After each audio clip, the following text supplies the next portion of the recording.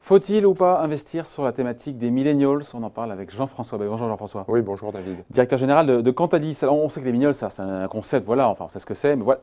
L'idée derrière, c'est, on se dit, c'est une cible qui est prioritaire pour quasiment toutes les boîtes aujourd'hui.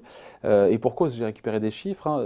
Aujourd'hui, c'est 27% de la population active dans le monde. Ça sera le triple, 75% en 2030. Enfin, 2030, c'est après-demain. Et là, on se dit, c'est peut-être pas aberrant d'en faire une thématique d'investissement.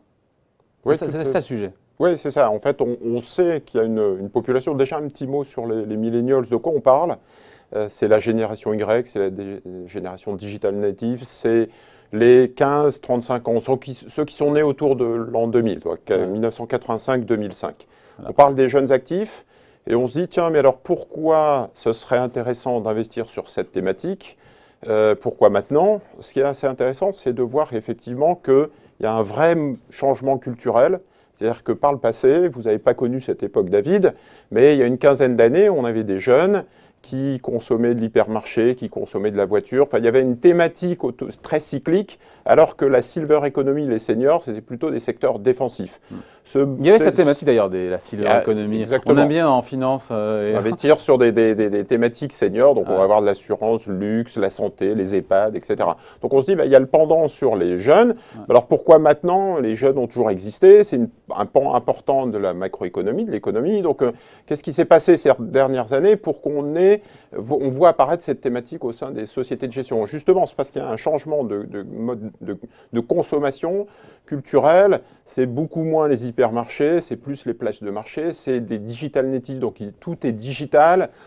C'est moins la télé, c'est plus Netflix, c'est moins les voitures, donc c'est plus la location, on n'est plus propriétaire, c'est plus l'environnement. Enfin, il y a, on y reviendra, mais des révolutions autour du mode de consommation. Et donc, du coup, ça donne une thématique des opportunités, une croissance qui est complètement fulgurante. Pour vous donner quelques chiffres, la classe d'actifs est en hausse de 16% depuis le début de l'année. Les actions internationales, c'est plutôt 13%. Donc on voit que ça surperforme les actions internationales et que c'est des performances qui sont à deux chiffres. Sur les 3 dernières années, on a une catégorie qui fait là encore 16% par an, donc on annualisé avec un niveau de volatilité de 12%. Donc cette catégorie, c'est toutes les SICAV, tous les fonds qui sont sur cette thématique. Qui sont sur cette thématique, on en a identifié une bonne vingtaine. Qui surperforment, donc on se dit que c'est porteur. Donc voilà, c'est porteur. On imagine bien que le fait que cette catégorie, en fait, ces jeunes, change de mode de consommation, apporte nécessairement des opportunités et nécessairement des problèmes pour des entreprises qui ne sont pas sur cette thématique. Vous avez en tête, je disais, les hypermarchés, Carrefour, Casino, ça a plutôt moins le vent en poupe. L'automobile, Peugeot, c'est plus Blablacar et Uber et moins Peugeot. Donc on voit les performances ces dernières années sur l'automobile. Enfin, Uber en bourse, c'est pas un grand succès pour l'instant. Voilà, c'est moins la banque traditionnelle. Dans le temps, on allait chercher son crédit IMO, son crédit consommation à la banque du coin. Aujourd'hui, c'est plus Boursorama, les banques en ligne, vous êtes bien placé pour le savoir, etc. etc. Donc il y a à la fois se méfier des entreprises qui n'ont pas ce virage digital millennials et à la fois les sociétés de gestion identifient.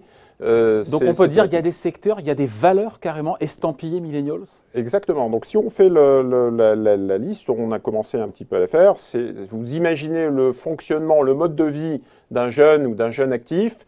Vous avez les smartphones, donc il faut plutôt investir sur des Samsung, Apple. L'e-commerce, je disais Amazon, on consomme sur des places de marché. Le paiement électronique, les jeux vidéo, bien sûr.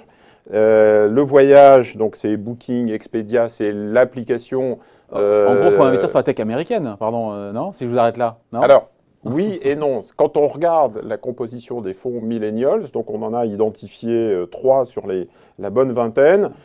Il faut faire attention sur la bonne vingtaine. Vous avez forcément, David, vous avez raison, des fonds qui vont être très tech. Donc quand vous avez 70% de valeur tech, vous avez un fonds tech. Hein, donc c'est finalement un fonds sectoriel. Quand vous avez 70% de valeur américaine, vous avez un fonds Amérique. Vous avez une corrélation avec le marché américain qui est énorme, avec le Nasdaq qui est proche de 1. Donc vous avez un fonds à États-Unis. Donc on vous vend un fonds millennials qui est en fait un fonds tech américaine. Quoi. Mais au-delà de la tech, juste sur les valeurs, on vient un peu en arrière, pardon, sur les valeurs qu'on peut estampiller comme ça, millennials, au-delà des valeurs tech, c'est quoi? Alors, je notais le loisir, Netflix, Walt Disney, l'habillement, donc ça va être Vans, The North Face, Under Armour. Donc on essaye d'identifier des entreprises qui s'adressent à ce type de génération, de jeunes actifs, je le disais. C'est quand même une population importante, c'est 16 millions d'individus en France, c'est 2,3 milliards dans le monde. Donc c'est une catégorie, un bataillon de consommateurs qu'il faut absolument cibler et identifier. Parce qu'ils ont leurs valeurs, ces millennials, enfin, ils ont leur façon de consommer, et ces marques-là ont su leur adresser les bons signaux, les bonnes valeurs, c'est ça? Alors, c'est pas que du tech, c'est l'alimentation bio. On sait qu'ils sont très soucieux de la planète, de l'environnement. Ils sont moins propriétaires, plus location. Donc, si on applique ça à l'automobile, c'est plus Blablacar, Uber que le secteur automobile traditionnel. Donc, c'est intéressant de suivre quand même cette thématique, mais il faut faire attention. Donc, à peu près 25 fonds répertoriés, c'est ça, qui jouent à cette thématique. Ils ont tous en commun d'avoir ce biais tech, ce biais marché américain. Et donc, ils sont performants parce que sur ces 3 dernières années-là, mais c'est le passé, c'est le rétroviseur, les marchés américains, la tech a performé. Oui, alors nous, on en a identifié quelques-uns. Comment on fait pour vraiment avoir un fonds millennials qui n'est pas dérivé ou un fauné d'un fonds américain tech? Voilà, alors trois éléments à regarder. La composition justement de la tech, il ne faut pas qu'il y ait trop de tech, sinon vous rentrez dans un fonds sectoriel. Il ne faut pas qu'il y ait trop d'USA, sinon vous rentrez dans un fonds monopays. Il ne faut pas qu'il y ait trop de méga large cap, sinon vous tournez autour des mêmes valeurs, donc vous avez toujours les GAFAM, et donc c'est un petit peu embêtant. On va retrouver un fonds comme Goldman Sachs Global Millennial, qui n'est pas trop justement investi sur ces 3 secteurs, qui va détecter les nouveaux GAFAM, qui investit justement sur plus de secteurs immobiliers, biens de consommation, etc. et qui va investir aussi sur des petites et moyennes valeurs. Donc c'est intéressant, c'est un fonds qui fait plus de 20% de performance depuis le début de l'année et 16%, pratiquement 17% par an sur les 3 dernières années. C'est vraiment un fonds que nous on aime bien parce qu'il est 5 étoiles Cantalis et il a vraiment cette largeur de vue. Il faut que ce soit global et il faut que ce soit sur des entreprises aussi de petite et moyenne taille. Donc on se dit que cette thématique, pourquoi pas la jouer en bourse, mais pas n'importe comment, parce que derrière il y a l'effet de mode. On se dit quoi, effet de mode et ça passera et dans 2 ans il y aura un nouveau concept. Ou on se dit voilà, c'est incontournable comme investissement parce que c'est structurel, mais il ne faut pas se tromper de véhicule et il faut aller sur ceux comme celui de Goldman Sachs qui pour le coup est bien diversifié et qui cherche les pépites de demain aussi. Voilà. Alors 3 remarques, les frais bien évidemment, parce que si on vend de la gestion active avec, c'est des fonds qui parfois ont 2,5, 2,4% de frais de gestion, donc on a revendu de la gestion active avec d'un niveau de frais qui est vraiment trop important, donc il faut faire attention au niveau de frais. Deuxièmement, est-ce que le fonds est PEA ou pas?